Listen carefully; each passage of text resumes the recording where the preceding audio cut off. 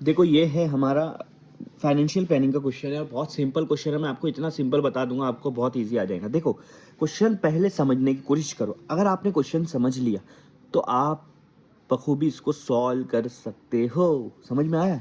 देखो मैं क्वेश्चन बहुत आसानी से समझाऊंगा। एक दुकानदार है, कौन सा, जो पेंट बेचता है। क्या बेचता है? पेंट बेचता है। और उन्होंने दो पेंट का डब्बा बेचा है। दो पेंट का डब्बा बेचा है। दो पेंट का कितना डब्बा बेचा है? दो।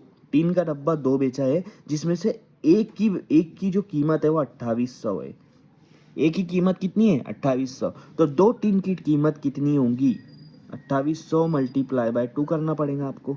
ठीक है, 28 मल्टीप्लाई बाय 2 कितना होता है? 56। उसका आगे 2 जीरो लगा दो। तो दो टीन का डब्बा उन्होंने 5600 रुपीज में बेचा है।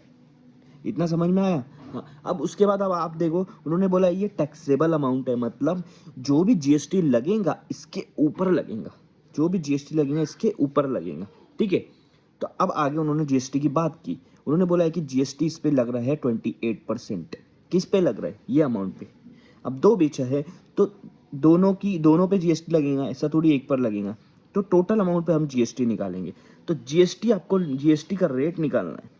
जीएसटी का रेट निकालना है तो आपको ये देखना है कि कितना परसेंट जीएसटी लगा है। तो वो 20% है। ठीक है, किस पर लगा है? किस पर लगा है? ये मल्टीप्लाई की जगह मैं ऑफ लिख देता हूँ। किस पर लगा है? ये दो टीन के डब्बे पे लगा है, उस जिसकी वैल्यू है 5600। तो 5600 के ऊपर 28% जीएसटी लग रहा है। मैं क्या बताऊँ कर रहा हूँ? कुछ भी नहीं। देखो ये जो परसेंट है ना, इसको हटा देंगे।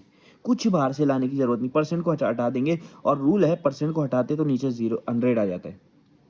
ऑफ का मतलब मैथ्स में मल्टीप्लाई होता है। और ये 5600 ऐसे के ऐसे लिखना है आपको। इतना समझ में आया? बहुत सिंपल है। हम लोग यहाँ पे जीएसटी निकाल रहे हैं। दो जीरो कट, दो जीरो कट। अब आपको करना है 56 को 28 से मल्टीप्लाई। 56 को 28 से मल्टीप्लाई करो, आपका आंसर कितना आता है वो देखो। ठीक है, तो 8 6 48 हो जाएगा। 4 यहाँ 8 5 40 44। ये 448 हो गया। 0 56 डबल 56 का डबल कितना होता है? 112 होता है। 8651। तो 1568। तो जीएसटी अमाउंट कितनी लग रही है? 1568। या देखो ध्यान दो, क्या निकाला मैंने? सिर्फ जीएसटी निकाला। जीएसटी रेट कितना लग रहा है? 1568।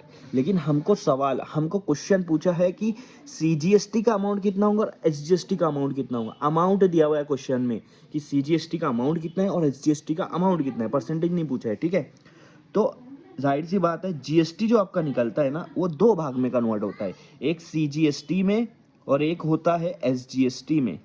ठीक है, आधा सीजीएसटी को दिया जाता है, आधा एसजीएसटी को दिया जाता है। मतलब अगर आपका जीएसटी 100 रुपया है तो 50 सीजीएसटी को देंगे, 50 एसजीएसटी को देंगे।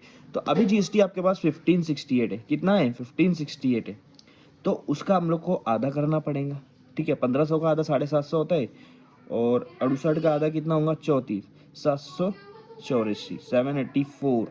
तो आपको यहाँ पर सीजीएसटी को 784 रुपया देना पड़ेगा। एसजीएसटी को, मतलब सेंट्रल गवर्नमेंट को 784 देना पड़ेगा, स्टेट गवर्नमेंट को 784 देना पड़ेगा। दोनों का मिलाकर कितना हो रहा है? 1568। तो आपको यहाँ पर सीजीएसटी का रेट मिल गया। सीजीएसटी और एसजीएसटी का सेम रेट होगा। एसजीएसटी का सेम रेट होगा और वो है 784 रुपीज़। ये किसका है? आपका। या आपका दोनों टीन के डब्बे मिलाकर सीजीएसटी को इतना इतना जीएसटी गया, एसजीएसटी को इतना जीएसटी गया। ये आपका आंसर है और यही आपको क्वेश्चन पूछा गया था। एकदम सिंपल कंसेप्ट से।